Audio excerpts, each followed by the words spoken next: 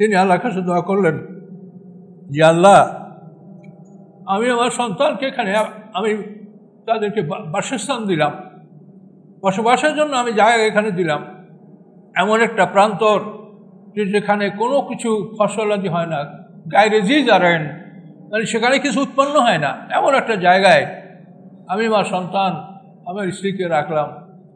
হে আল্লাহ, আপনার ঘরের কাছে আমি তাদেরকে রাখলাম যে এরা আপনার ঘরে নামাজ আদায় করবে, মানুষরা তাদেরকে ভালোবাসবে, মানুষের মধ্যে একদল মানুষ এর অন্তরকে তাদেরকে ঝুঁকিয়ে দিবেন।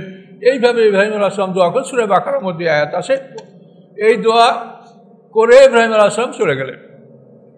এখন দেখেন, ইব্রাহিম আলাইহিস সালাম আল্লাহর হুকুম পালন করতে এক মুহূর্ত দেরি করেন নাই। আল্লাহ বলেছেন চলো, চলেছেন। আবার ইব্রাহিম আলাইহিস সালাম যখন পাহাড় অতিক্রম করে দোয়া করেছেন, আল্লাহ তাআলা ইব্রাহিম আলাইহিস সালামের দোয়া কবুল করতে এক মুহূর্ত বিলম্ব করেন নাই, সাথে সাথে ইব্রাহিম আলাইহিস সালামের দোয়া তিনি কবুল করেছেন। এবং সাথে সাথে সেখানে এমন এক ব্যবস্থা হয়ে গেল যে মা হাজেরা পানির জন্য সাফা মারোয়া পাহাড়ে চক্কর লাগাচ্ছিলেন। ইতিমধ্যে আল্লাহ তাআলা সেখানে জিবরাইলকে পাঠিয়ে দিলেন এবং তার পায়ের আঘাতে, বৃদ্ধাঙ্গুলের আঘাতে সেখানে আল্লাহ তাআলা জমজম কূপ সৃষ্টি করে দিলেন, পানির ব্যবস্থা করে দিলেন। এবং ইয়ামানি একটা কাফেলা, মাদার জুরহুমে যেই কাফেলার নেতা ছিল, সেই কাফেলাটা আবার সেখানে পানির সন্ধানে সেখানে গিয়ে তারা সেখানে বসবাস করতে শুরু করলেন। মুহূর্তের মধ্যে সেই 10 পুরুষের অনাবাদ যে জায়গাটা, সেই জায়গাটা আবাদ হয়ে গেল। তো এই হলো আমাদের জাতির পিতার ইতিহাস, যে তিনি কেন আমাদের জাতির পিতা, তিনি কেন সমগ্র মানুষের ইমাম, যার বৈশিষ্ট্য দেখেন। আর এখান থেকে আমাদেরকে এগুলো শিখতে হবে। এখান থেকে আমরা আল্লাহর দ্বীন বা ইসলাম যে কী জিনিসটা আমাদের শিখতে হবে। আসসালামু আলাইকুম। সম্মানিত মুসলিম কেরাম, আমরা আমাদের সামনে যেহেতু কোরবানি চলে আসছে ইনশাআল্লাহ, জিলহজ মাসের আজকে 2 তারিখ। তো ইংরেজি মাস হিসাবে 7 তারিখে, অর্থাৎ জুন মাসের 7 তারিখে কোরবানি অনুষ্ঠিত হওয়ার কথা এটি আলেম ওলামারা ঘোষণা করেছেন। তো এই কোরবানি সম্পর্কে আমরা কিছু জরুরি কথা বলবো। গত সপ্তাহে আমরা হজের উপরে আলোচনা করেছিলাম, এ সপ্তাহে আমরা কোরবানির উপরে জরুরি কিছু কথাবার্তা আমরা বলবো ইনশাআল্লাহ। জিলহজ মাস শুরু হয়েছে। এই জিলহজ মাসের 10 রাতের কসম করেছেন আল্লাহ তাআলা কোরআন পাকে। আল ফাজরে ওয়া লায়ালিন আশর, প্রভাতের কসম এবং 10 রাতের কসম। এখানে সমস্ত তাফসীর কাররা মত দিয়েছেন এই 10 রাত বলতে জিলহজ মাসের 1 থেকে 10 তারিখ। তো এই 10 তারিখে আল্লাহ তাআলা বিশেষভাবে আলোচনা করেছেন।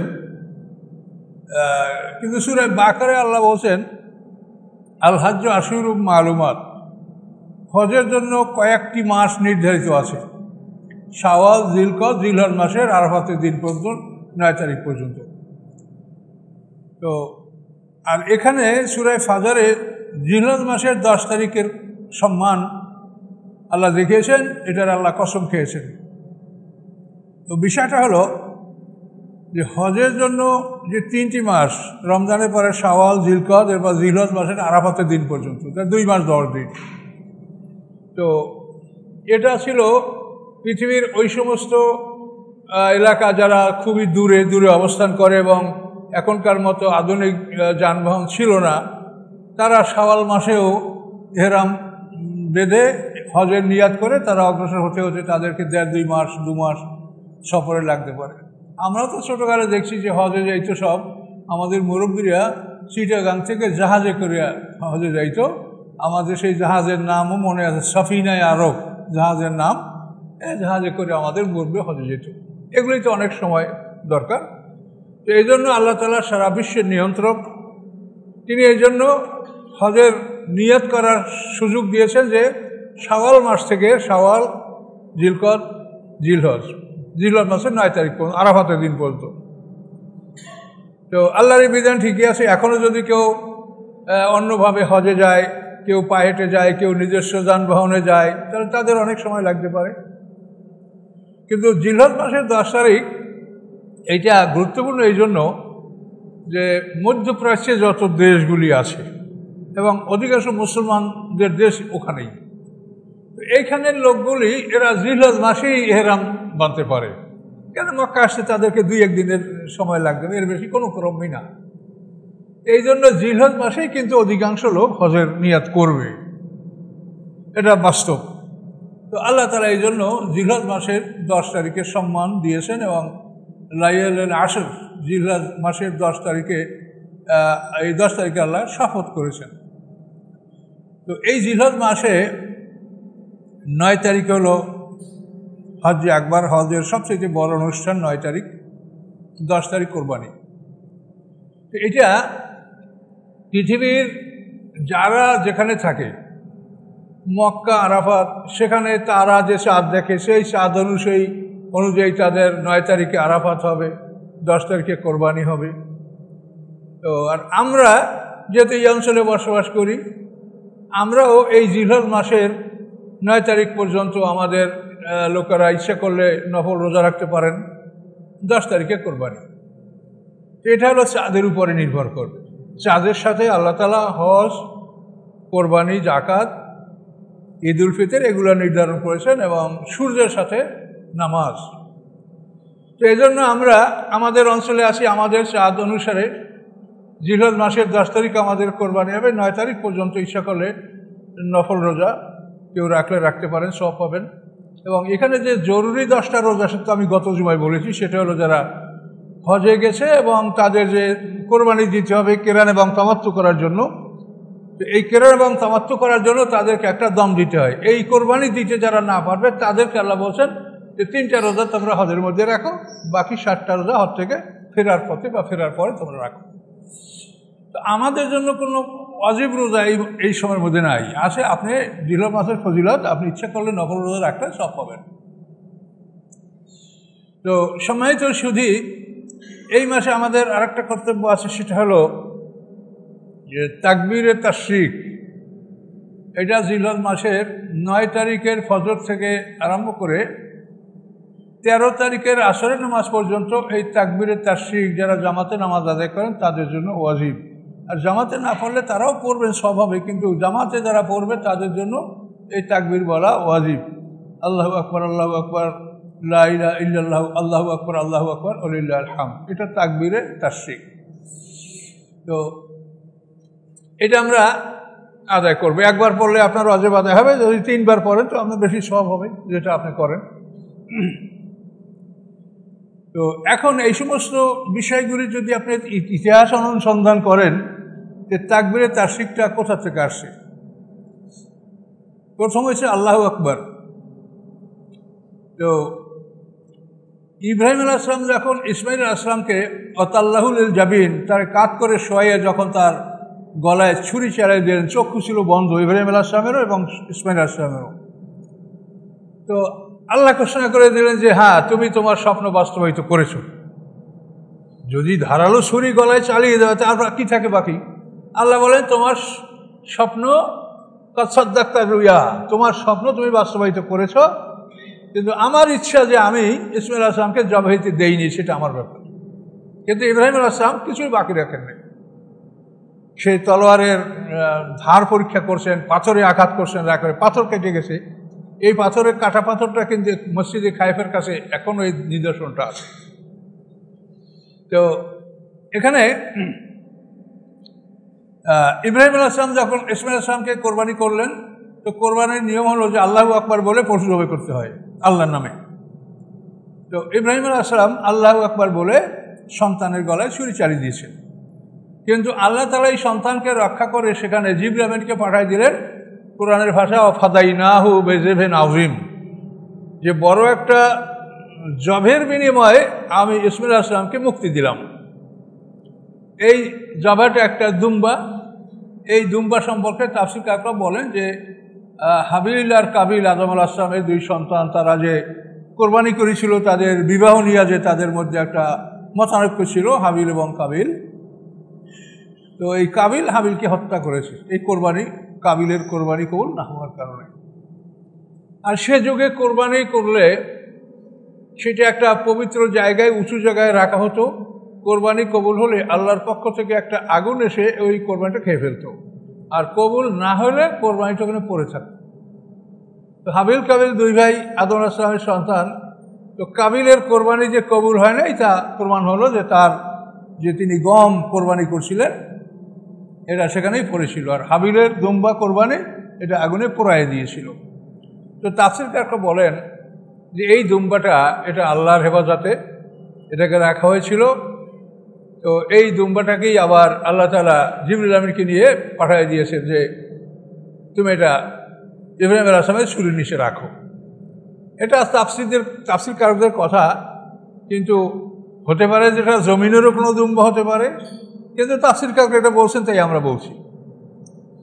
তো এই দুম্বা ফাদাইনাহু বিযিবহিন আযীম, কোরআনের ভাষা হলো যে আমি একটা বড় জবের বিনিময়ে আমি তাকে মুক্তি দিয়েছিলাম। আল্লাহ এই কথা। এখন দুম্বাটা কোথা থেকে আসে সেটা আমাদের বড় কথা না, দুম্বা আসছে ওখানে। এখন এই দুম্বাকে জবের জন্য যখন ইব্রাহিম আলাইহিস সালামের ছুরির তরে রাখা হলো, তখন ইব্রাহিম আলাইহিস সালাম বুঝতে পারেন নাই যে আমার জবে পাল্টানো হয়েছে। এখন এই দুম্বা জবে করার জন্য আবার সেটার উপরে আল্লাহু আকবার না বললে জবাব বিশুদ্ধ হবে না। তখন জিবরিল আমিন এই দুম্বাটা ইব্রাহিম আলাইহিস সালামের ছুরির নিচে রাখলেন এবং তিনি আল্লাহু আকবার বললেন। তাহলে ইব্রাহিম আলাইহিস সালাম সন্তানের উপরে আল্লাহু আকবার বলেছেন, আবার জিবরিল আমিন এই দুম্বাটার উপরে আল্লাহু আকবার বলেছেন। আল্লাহু আকবার এই দুটো হলো। ইব্রাহিম আলাইহিস সালাম চক্ষু খোলার পরে দেখেন যে ইসমাঈল আলাইহিস সালাম পড়ে আছে, একটা দুম্বা কোথা থেকে কীভাবে জমে হয়ে গেছে। তখন তিনি চক্ষু খোলার পরে তিনি বললেন লা ইলাহা ইল্লাল্লাহু আল্লাহু আকবার, আল্লাহ ছাড়া কোনো উপাস্য নাই, আল্লাহ ছাড়া মাবুদ নাই, তিনি সবার শ্রেষ্ঠ, সবার উপরে। এরপরে ইসমাঈল আলাইহিস সালামের যখন চক্ষু খুলে দেওয়া হলো, তখন তিনি দেখলেন যে আব্বার কোরবানি হয়েছে আর আমাকেও আল্লাহ মুক্তি দিয়েছেন। তখন তিনি বললেন আল্লাহু আকবার ওয়ালিল্লাহিল হামদ, এটা ইসমাঈল আলাইহিস সালাম বললেন। এখন এই ইব্রাহিম আলাইহিস সালাম, জিবরিল আমিন, ইসমাঈল আলাইহিস সালাম তিনজনের কথা মিলিয়ে আমাদের এই তাকবীরটা হয়েছে। এই জন্য কোরআন পাকে আল্লাহ বলেন যে মিল্লাত আবিকুম ইব্রাহিম, যে তোমাদের যে মিল্লাত, ধর্মাদর্শ, ধর্মীয় মতবাদ, এটা হযরত ইব্রাহিম আলাইহিস সালাম থেকেই তোমরা লাভ করেছো। এই তাকবীরের তাসরিফ আমরা এখান থেকে লাভ করেছি। আল্লাহু আকবার, লা ইলাহা ইল্লাল্লাহু, আল্লাহু আকবার ওয়ালিল্লাহিল হামদ। এটি আমরা এই মাসের জিলহজ মাসের 7 তারিখ ফজরের নামাজ থেকে আরম্ভ করে 13 তারিখটা হলো তাশরিক, কোরবানি হলো 10, 11, 12, আর 13 তারিখ পর্যন্ত হলো তাশরিক। তাশরিক শব্দ অর্থ মাংস শুকানো, গোশত শুকানো, গোশত বাসি করে খাওয়া। তো এই আমলটা আমাদের এটা ওয়াজিব এই 10 দিনের মধ্যে, এবং অন্যান্য যে আমলগুলি আছে সেগুলি মুস্তাহাব, কেউ করলে সব পাবেন। তার কারণ আল্লাহ তাআলা কোরআনে বলে দিয়েছেন যে কোনো কল্যাণকর কাজ যা করুক তা অস্বীকার করা হয় না, সেটা গ্রহণ করা হয়। ওমা ইয়াফআলু মিন খায়রিন ফালা ইউকফারু, যে তারা যে কল্যাণকর কাজগুলি করে সেগুলিকে আল্লাহ তাআলা প্রত্যাখ্যান করেন না, সেগুলি আল্লাহ মঞ্জুর করেন। এজন্য আপনারা নেকামল যেটা করতে পারেন এটা আপনার আমল নামায় যোগ হবে, ভালো হবে, কোনো লাভ ছাড়া ক্ষতি নেই। তো এখন আমাদের যে বিষয়টা আমরা জানবো ইনশাল্লাহ, সেটা হলো যে কোরবানি, এখানে পশু জবাই করব, আমরা খাবো, আত্মীয় স্বজন খাবে, গরিবে খাবে, পাড়া প্রতিবেশী খাবে। তো এটা তো আমাদের একটা ভোজ অনুষ্ঠান। তো এটা এত গুরুত্ব কেন, এটা আবার সওয়াব কেন, এটা ওয়াজিব কেন, এটার মধ্যে কি নিহিত আছে? হালকাভাবে আমরা আনন্দ উৎসব করতে পারি, যেমন রমজানের ঈদে আমরা তো আল্লাহ রসুল মদিনায় যাওয়ার পরে সাহাবায়ে কেরামদেরকে দেখেছিলেন যে তারা দুইটা দিন আনন্দ উৎসব পালন করে। একটা দিনের নাম ইয়ামুদ দেজওয়াজ, আর একটার নাম হলো ইয়ামুল মাহজেহান। তো আল্লাহ রসুল এটা দেখলেন দৃশ্যটা, কিন্তু তিনি এটা পালন করেন নাই। পরে আল্লাহ তাআলা আমাদেরকে ঈদ দিয়েছেন। আল্লাহ রসুল বলেন যে তোমাদের ওই 2টা দিনের পরিবর্তে আল্লাহ তাআলা তোমাদেরকে 2টো আনন্দের দিন দান করেছেন, ঈদুল ফিতর, ঈদুল আজহা। তো ঈদুল ফিতরটা একটা আমাদের মিলন মেলা বা সবাই একত্রিত আনন্দ করি, সেটা হালকা জিনিস। তো এখানে আমাদের পশু জবাই করা, লক্ষ লক্ষ পশু জবাই করা হচ্ছে, এবং এটা সওয়াব, এটা আনন্দ, এটা কিন্তু একদিকে চিন্তা করলে একটা কষ্টকর মনে হয় যে বাবরে লক্ষ লক্ষ পশু আমরা এই দিনে আমরা জবাই করছি। এখানে এর পিছনে যে নিহিত কারণটা আছে সেটা জানলে আমরা সত্যি আমরা আনন্দিত হব এবং আমাদের জ্ঞান আসবে। এটার মূল কারণ হলো যে আমাদের শরিয়াত ইন্নাদ্দীনা ইনদাল্লাহিল ইসলাম, নিশ্চয়ই জীবন বিধান আল্লাহর নিকট আল ইসলাম, আত্মসমর্পণ। এই জীবন বিধানের মূল বিষয়টা হলো surrender, to surrender the will and purpose to the will of Allah. আপনার ইচ্ছা আকাঙ্ক্ষা কামনা বাসনা সব কিছু আল্লাহর ইচ্ছার উপরে আপনি ন্যস্ত করবেন। কাজে আপনি চেষ্টা করে ব্যর্থ হলে আপনি দুঃখ করবেন না, তা মনে করতে হবে যে আমার চেষ্টা আমি করেছি, আল্লাহর ইচ্ছা নাই এই জন্য হয়নি। কিন্তু আমরা যদি এরকম আমি চেষ্টা হইল না কেন, তাহলে কিন্তু সারেন্ডার হবে না। সারেন্ডার মানেই আপনি সর্বাবস্থায় আপনি যা করতে পারছেন কি পারেন নাই, ভালো মন্দ জয় পরাজয় যা কিছু এটা আল্লাহর পক্ষ থেকে হয়, এটা আপনাকে মেনে নিতে হবে। তো আমাদের ইসলামের যে মূল বৈশিষ্ট্য সেটা হলো আত্মসমর্পণ। আল্লাহ বলেছেন উদখুলু ফিস সিলমি কাফা, তোমরা পুরোপুরি ইসলামের মধ্যে প্রবেশ করো। অমাইয়াবতাকে গায়রাল ইসলামে দিনান ফালা ইউকবালা মিনহু, ইসলাম ছাড়া অন্য কোনো কিছুকে যদি তার নিজের জীবন বিধান হিসাবে অনুসন্ধান করে অবশ্যই আল্লাহ তাআলা তার থেকে তা কবুল করবেন না। এগুলি সব কোরআনে পরিষ্কার বলা আছে। অমাইয়াবতাকে গায়রাল ইসলামে দিনান ফালা ইউকবালা মিনহু, গায়রাল ইসলাম মানে ইসলামের পরিবর্তে যদি অন্য কিছুকে কেউ নিজের জীবন বিধান হিসাবে গ্রহণ করে আল্লাহ বলেন অবশ্যই তা তার থেকে গ্রহণ করা হবে না। পরিষ্কার কথা। তাহলে আমাদের যে ইসলাম, এই ইসলাম বা আত্মসমর্পণ, এই আত্মসমর্পণের সিম্বল, এটার প্রতীক, এটার আদর্শ জাতির পিতা হযরত ইব্রাহিম আলাইহিস সালাম। তাকে আল্লাহ তাআলা কোরআন পাকে সূরা বাকারার মধ্যে ঘোষণা করেছেন ইন্নী জাইলুকা লিন-নাসি ইমামা, হে ইব্রাহিম আমি আপনাকে মানব জাতির ইমাম নির্বাচন করেছি। ইন্নী জাইলুকা লিন-নাসি ইমামা। সূরা হজের মধ্যে আবার আল্লাহ বলেছেন যে আপনি জাতির পিতা, মিল্লাতা আবিকুম ইব্রাহিম হুয়া সাম্মাকুমুল মুসলিমিন, যে তোমরা যে দিন এবং শরীয়তের পালন করো এটা তোমাদের পিতা ইব্রাহিম আলাইহিস সালামের ধর্মাদর্শ, তার মিল্লাত। এবং ইব্রাহিম আলাইহিস সালাম তোমাদের নাম রেখেছেন মুসলিমিন, পিতার কাজ হলো সন্তানের নাম রাখা। কাজে ইব্রাহিম আলাইহিস সালাম আমাদের নাম রেখেছেন মুসলিমিন বা আত্মসমর্পণকারী একটি জাতি। তাহলে এখন এই যে আত্মসমর্পণ, ইব্রাহিম আলাইহিস সালামকে যে সম্মান দিয়েছেন এরকম সম্মান তো আল্লাহ তাআলা কাউকে দেন নেই। আমাদের রাসূলকে যে সম্মান যেভাবে দিয়েছেন আমরা তাকে সেইভাবেই সম্মান দিব। আমরা কোনো সময় ইচ্ছা মতো নিজের ইচ্ছায় কিছু বলবো না যে আমাদের রাসূলকে এটা দেওয়া হলো না কেন, আমাদের রাসূল এটা করা হলো না কেন, এইরকম চিন্তা করা সারেন্ডারের বিপক্ষে, আত্মসমর্পণের খেলাফ। আমা আরসালনামের রাসূলান ইল্লা লিইউতিআ বিল্লাহ, আল্লাহ বলেন আমি কোনো রাসূল পাঠাই নেই এমত অবস্থা ছাড়া যে তার আনুগত্য করতে হবে আল্লাহর অনুমতি ক্রমে। আল্লাহ যেভাবে বলেছেন সেইভাবে আপনি রাসূলের সম্মান দিবেন। এখন যদি কেউ মনে করে ইব্রাহিম আলাইহিস সালাম জাতির পিতা, তাহলে আমাদের রাসূল, সমস্ত রাসূলরাই সেই জাতির পিতা, সেটা একটা আলাদা ব্যাপার। সমস্ত রসুলরা জাতির পিতা এবং নবী রসুলদের স্ত্রীরা আমাদের মা, এটা কোরআনে বলা আছে না আজওয়াজু উম্মাহাতুকুম, হ্যাঁ নবী রসুলদের স্ত্রীগণ তোমাদের মা, এটা তো বলা আছে কোরআনে। তো কাজেই ইব্রাহিম আলাইহিস সালামকে যে সম্মান দেওয়া হয়েছে, তিনি সমগ্র পৃথিবীর যারা ধর্মে বিশ্বাসী মানুষ, ইহুদি খ্রিস্টান মুসলমান সবারই তিনি জাতির পিতা। তাহলে এই সম্মানগুলি আল্লাহ তাআলা পয়গম্বরকে দান করে থাকেন, এগুলো পরীক্ষা ছাড়া আল্লাহ দান করেন না। যে পয়গম্বরকে আল্লাহ যত বেশি সম্মান দান করেছেন সেই পয়গম্বরকে আল্লাহ তত বেশি পরীক্ষা করেছেন। ইব্রাহিম আলাইহিস সালামের জীবনটা পরীক্ষায় ভরা। 16 বছর বয়সে তিনি আত্মসমর্পণ করেছেন। ইয ক্বালা রাব্বু আসলিম ক্বালা আসলামতু লিরাব্বিল আলামিন, এটা হলো ইব্রাহিম আলাইহিস সালামের 16 বছর বয়সের কাহিনী। আত্মসমর্পণ করার পরেই তাকে আল্লাহ তাআলা আত্মসমর্পণ পরীক্ষা করার জন্য তাকে নমরুদের অগ্নি পরীক্ষার সম্মুখীন করেন। তিনি অগ্নি পরীক্ষার সম্মুখীন হয়ে গেলেন নমরুদের। এটা আপনারা জানেন, কোরআন পাকে বিশাল ঘটনা আছে, আমাদের তাফসীরেও এগুলি সব আছে, কিন্তু আমরা এখানে সংক্ষিপ্ত আকারে শুধু আপনাদেরকে জিনিসটা বোঝানোর চেষ্টা করছি। তো এখানে ইব্রাহিম আলাইহিস সালাম আত্মসমর্পণ করার পরেই তিনি অগ্নি পরীক্ষার সম্মুখীন হলেন এবং সেখানে ইব্রাহিম আলাইহিস সালাম খুব সুন্দরভাবে উত্তীর্ণ হয়ে গেলেন।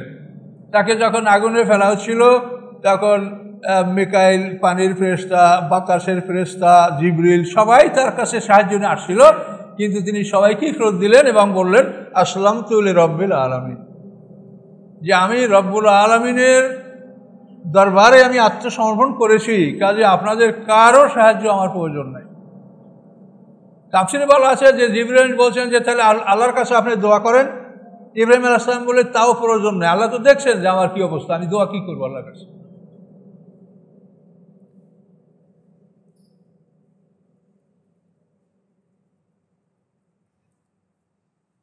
এভাবে ইব্রাহিম আলাইহিস সালাম এই পরীক্ষা উত্তীর্ণ হন। এই পরীক্ষা উত্তীর্ণ হওয়ার পরে তারপর জীবনের আরও পরীক্ষা আসে। তিনি যখন দিন লাভ করেন তখন তার পিতামাতা উভয় কাফের, নমরুদ সারা পৃথিবীর বাদশাহ, তারা অগ্নিপূজক, তারা কাফের। কাজে এর মধ্যে ইব্রাহিম আলাইহিস সালাম একাই সাহসিকতা নিয়ে তিনি সব কাজগুলো করলেন। এবং ইব্রাহিম আলাইহিস সালামের দ্বিতীয় পরীক্ষা শুরু হলো নমরুদের ইবাদতখানায় ঢুকে সব মূর্তিগুলিকে ভেঙে ফেলা। কোরআন পাকে পরিষ্কার বলা আছে ফাজাআলাহু জুজাযান ইল্লা কাবীরাল্লাহুম লাআল্লাহুম ইয়ারজিউন। ইব্রাহিম আলাইহিস সালাম ওই নমরুদের ওই দেশের মানুষের একটা মেলার দিন, সেই দিনে সবাই মেলায় যাবে, সেই মেলায় যাওয়ার জন্য সবাই রওনা করছে। ইব্রাহিম আলাইহিস সালাম তাদের সাথে, সেও যুবক, কিন্তু ইব্রাহিম আলাইহিস সালাম যাবেন না। তিনি কি করলেন, পথিমধ্যে নাজারা নাজরাতান ফিন নুজুম অকালা ইন্নী সাকিম, তিনি আকাশের দিকে তাকালেন, তাকিয়ে বলেন যে আমি অসুস্থ, এই বলে তিনি শুয়ে পড়লেন। তার সবাই তাকে ফেলে চলে গেল। চলে যাওয়ার পরে ইব্রাহিম আলাইহিস সালাম বললেন লাআকিদান্না আসনামাকুম বা'দান তুওয়াল্লু মুদবিরিন, যে তোমাদের মূর্তিগুলির সাথে আমি কৌশল অবলম্বন করবো তোমরা চলে যাওয়ার পরে। ইব্রাহিম আলাইহিস সালাম ওদের মূর্তির ঘরে ঢুকলেন। মানে মূর্তিগুলি এভাবে মানে ত্রিভুজ আকারে রাখা ছিল, একবারে লাস্টে বড় মূর্তি, তারপর আস্তে আস্তে ছোট দরজা পর্যন্ত। ইব্রাহিম আলাইহিস সালাম ঢুকে দেখেন তাদের সামনে খানা। আল্লাহ তাআকুলুন, ইব্রাহিম আলাইহিস সালাম বলতে আপনারা খান না, এই যে খানা সবার সামনে। মা লাকুম লা তানতিকুন, কি হয়েছে আপনাদের, কথা বলছেন না কেন? তো এই খানা রাখাটার ব্যাপারটা হলো যে ওরা যখন কোনো অনুষ্ঠানে যেত তখন ভালো খাবার পাক করে এইটা ওদের এই দেবদেবীর সামনে সেটা রাখতো, যে এই দেবদেবী তাদের জন্য এই খানায় দোয়া করবে, বরকত হবে, তারপর ওখান থেকে নিয়ে তারা খাবে। এটা ছিল তাদের নিয়ম। সেই নিয়মে ওরা ওখানে সবাই খানা রেখেছে। ইব্রাহিম আলাইহিস সালাম দেখে সব খাবার, তো আল্লাহ তাআকুলুন, আপনারা খান না, মা লাকুম লা তানতিকুন, কি হয়েছে কথা বলেন না কেন? তখন ইব্রাহিম আলাইহিস সালাম তাদেরকে ফাজাআলাহুম জুজাযান ইল্লা কাবীরাল্লাহুম লাআল্লাহুম ইয়ারজিউন, সব মূর্তিগুলিকে তিনি ভেঙে চুরমার করলেন, শুধু বড়টাকে রাখলেন যে তারা যেন অন্তত তার কাছে এসে কিছু আবেদন নিবেদন করতে পারে। ভগবান একজনও না থাকলে কার কাছে প্রার্থনা করবে? ইব্রাহিম আলাইহিস সালাম বড়জনকে রেখে দিলেন। এবং এরপরে সমস্ত ঘটনা আপনারা কোরআন পাকে দেখবেন, সূরা সফফাতে, তারপর সূরা বিভিন্ন সূরায় এই ঘটনাগুলো বিস্তারিত কোরআন পাকে আসে। তো ইব্রাহিম আলাইহিস সালাম এই কাজ করার পরেই তিনি অগ্নি পরীক্ষার সম্মুখীন হয়েছিলেন। তারা সিদ্ধান্ত নিল কালু হাররিকুহু, তারা নমরুদ কলা না কালু, এটা তো দেখি না শব্দটা কি কালা বা কি কালু, ঠিক আছে না। তো কলা হাররিকুহু, যে নমরুদ আদেশ দিল তাকে আগুনে পোড়ায় ফেলাও।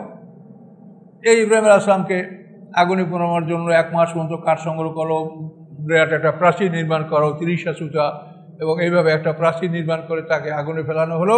ইব্রাহিম আলাইহিস সালাম সে আগুন থেকে মুক্তি পেলেন। এটা তার জীবনের পরীক্ষা। এরপরে নমরুদ সারা পৃথিবীর বাদশাহ, তার সাথে ইব্রাহিম আলাইহিস সালামের তর্ক বিতর্ক হলো, তর্কে পরাজিত হলো নমরুদ, কিন্তু তারপরও নমরুদ তাকে গ্রহণ করলেন না, মানল না। এরপরে নমরুদের জাতির উপরে আল্লাহ তাআলা শাস্তি দিলেন। সাধারণত অধিকাংশ তাফসীরদের মতে যে মশা দ্বারাই তাদেরকে শাস্তি দেওয়া হয়েছিল, এবং এই শাস্তি দেওয়ার পরে ইব্রাহিম আলাইহিস সালাম এই অঞ্চল ত্যাগ করে প্রথমে হেবরান শহরে, উত্তর দিকে হেবরান শহরে হিজরত করেন, ওখান থেকে তিনি সিরিয়া হিজরত করেন।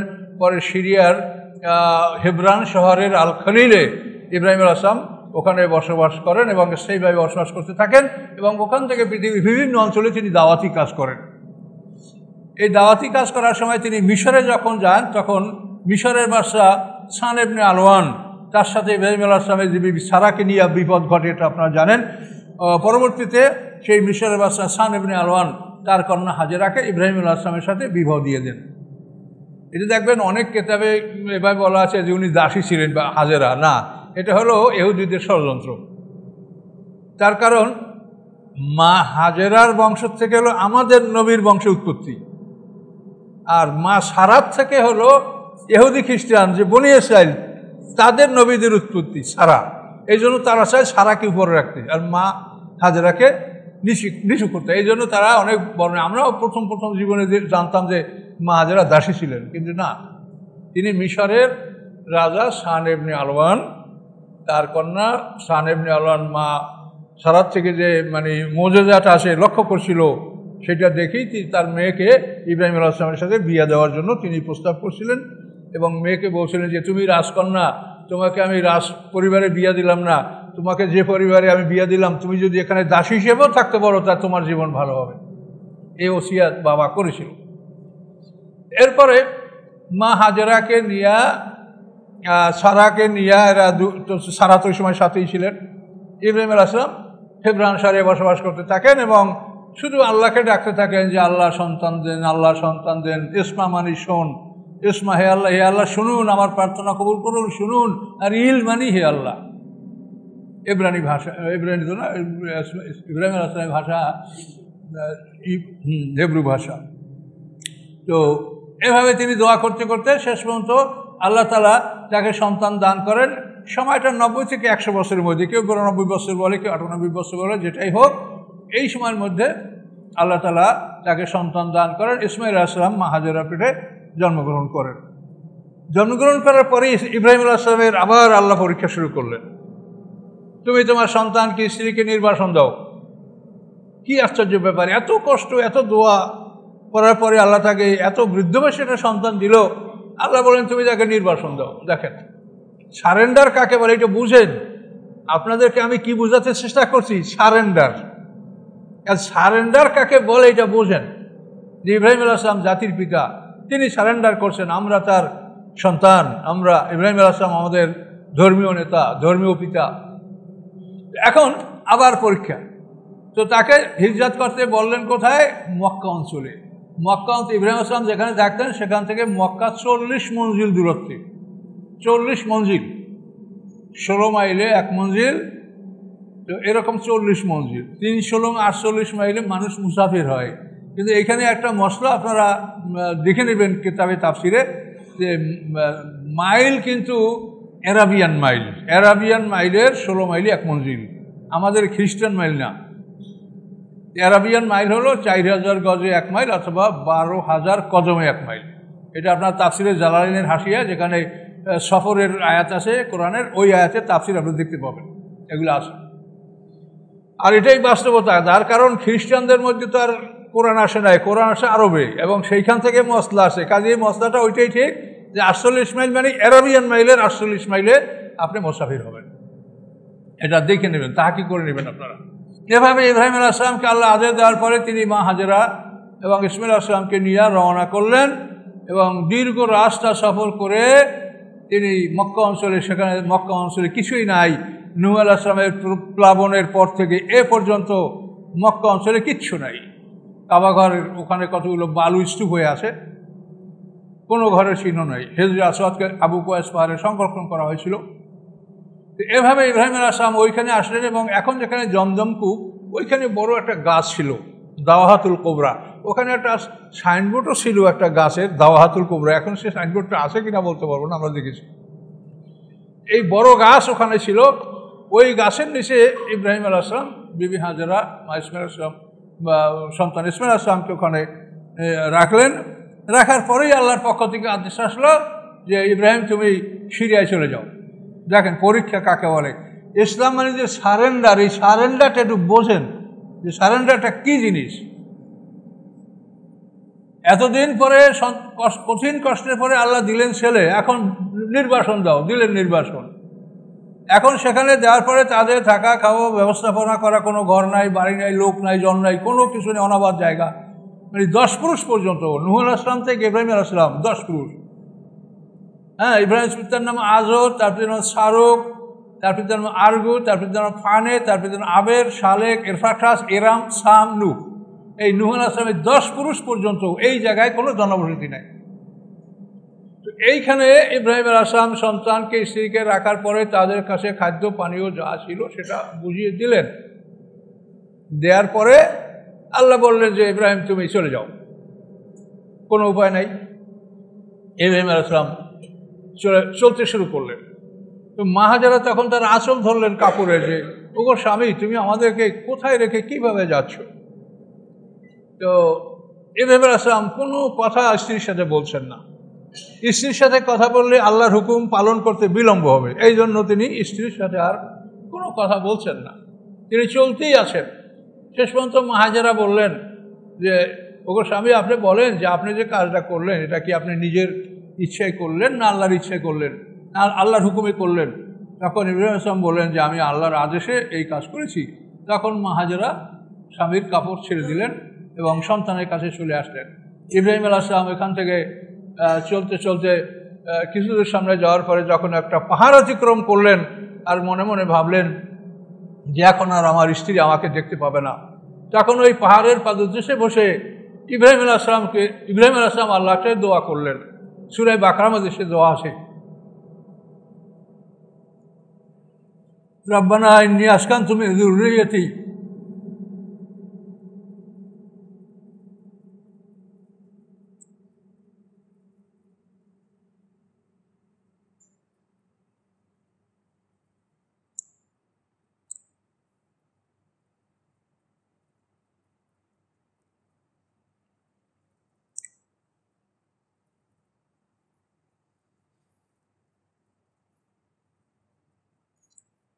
তিনি আল্লাহর কাছে দোয়া করলেন যে আল্লাহ, আমি আমার সন্তানকে এখানে আমি তাদেরকে বাসস্থান দিলাম, বসবাসের জন্য আমি জায়গা এখানে দিলাম, এমন একটা প্রান্তর যেখানে কোনো কিছু ফসলাদি হয় না, গায়রে জি জারেন, মানে সেখানে কিছু উৎপন্ন হয় না, এমন একটা জায়গায় আমি আমার সন্তান আমার স্ত্রীকে রাখলাম।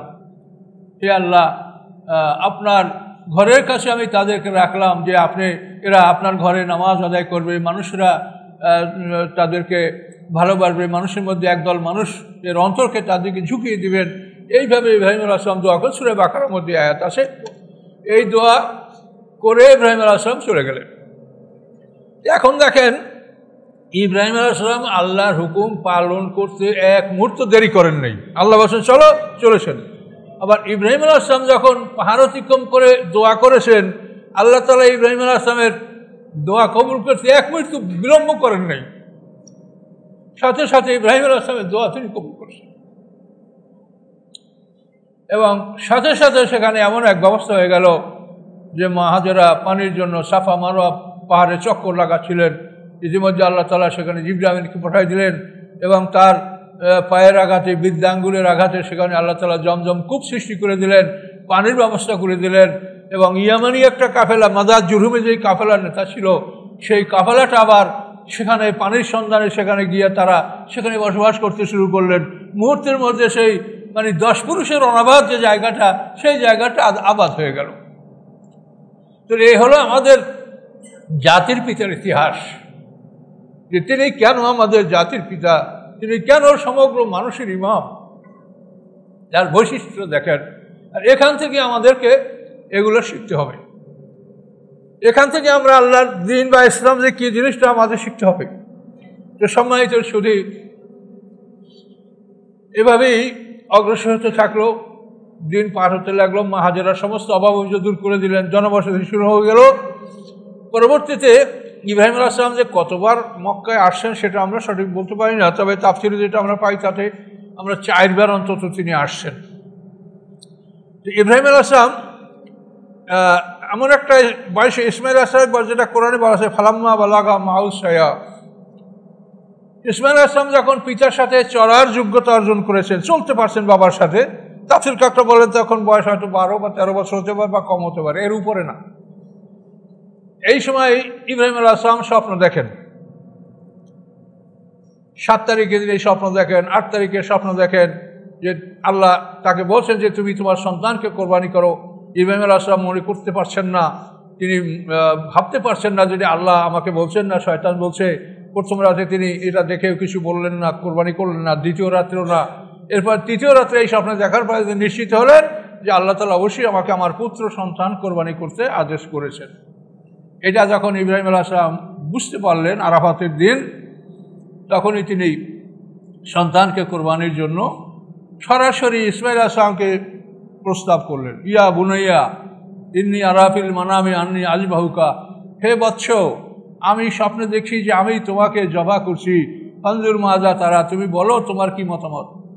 এখানে দেখবেন অনেক তাফসিরে অনেক পুস্তকে এভাবেই লেখা যে সন্তানকে সে বলছে আমরা পারিবারিক কাজে যাব, চলো, এভাবে তাকে মিথ্যা বলে নিয়ে যাওয়া হয়েছে, কিন্তু কোরআন তা বলে না। কোরআন বলে যে ইব্রাহিম আলাইহিস সালাম সরাসরি ইসমাইল আলাইহিস সালাম পুত্র সন্তানকে বলেছেন, ইয়া বুনাইয়া ইন্নী আরাফিল মানামে আন্নী আযবাহুকা, হে বৎস, আমি স্বপ্ন দেখছি যে আমি তোমাকে জবাহ করছি, ফানজুর মাজা তারা, তুমি বলো তোমার কি মতামত। এখান থেকেই ইসমাইল আলাইহিস সালামকে কোরবানির স্থানে মিনায়, যেখানে সাবির পাহাড়, মসজিদে খায়ের যেখানে, ওখানে ইসমাইল আলাইহিস সালামকে নিয়ে এই কোরবানির ঘটনা ঘটে। তাহলে আমাদের এই কোরবানির লক্ষ্য হলো জাতির পিতা ইব্রাহিম আলাইহিস সালামের সারেন্ডার, আত্মসমর্পণ। এই জিনিসটাকে আপনারা তিলে তিলে অনুভব করবেন যে কিভাবে ইব্রাহিম আলাইহিস সালাম আমাদের জাতির পিতা আল্লাহর কাছে আত্মসমর্পণ করেছিলেন, কি কারণে আল্লাহ তাআলা তাকে সমগ্র মানব জাতির ইমাম নির্বাচন করলেন, তাকে জাতির পিতা নির্বাচন করলেন, কি বৈশিষ্ট্য ছিল, এগুলি কোরবানির মাধ্যমে আপনারা উপলব্ধি করবেন, জানবেন, চর্চা করবেন, আলোচনা করবেন, এগুলি আপনাদের কাজ। কিন্তু আমরা শুধু কি করি তা সবাই আমরাই জানি, যে আমরা শুধু আসলে কিভাবে গরু কোরবানি করব বা পশু করবো, এইটাই আমরা চিন্তা ভাবনা করি, না এর পিছনে আসলে মূল বিষয়টা কি সেটি আমরা চিন্তা করি। কাজেই সময় শেষ হয়ে গেছে, আর মসজিদ সব কথা তো বলা যায় না, সংক্ষিপ্ত আকারে মোটামুটি আপনাদেরকে আমি ধারণা দিলাম। বুঝতে পারছেন যে কোরবানির মূল উদ্দেশ্য হলো যে জাতির পিতা ইব্রাহিম আলাইহিস সালামের সারেন্ডারটা কীরকম ছিল। যুদ্ধে যাইতে যদি বলা হয় এটা সহজ, কিন্তু সন্তানকে জবাই করতে বলা এটা যুদ্ধে যাওয়ার চাইতে অনেক কঠিন কাজ। যুদ্ধে গেলে আপনি শহীদ হবেন আর গাজী হবেন, সন্তানকে কোরবানি দেওয়া নিজ হাতে, এটা কিন্তু যুদ্ধে যাওয়ার চাইতে অনেক বড় কাজ। কাজে ইব্রাহিম আলাইহিস সালাম আত্মসমর্পণ করেছেন, এবং আমরা তার সন্তান, তিনি আমাদের জাতির পিতা, তিনি আমাদের ইমাম। কাজে আমরা এই কোরবানির মাধ্যমে এই বিষয়টা আমরা স্মরণ করব, এটাই কিন্তু আমাদের মূল লক্ষ্য। কাজে এইটা স্মরণ করে আপনারা কোরবানি দিবেন। কোরবানির উপরে আমাদের ভিডিও আছে, অন্যান্য ওলামায়ে কেরাম বিভিন্ন, আর যদি কোনো সমস্যা থাকে আমাদের সাথে আলাপ করবেন, আমরা আপনাকে বলার চেষ্টা করব।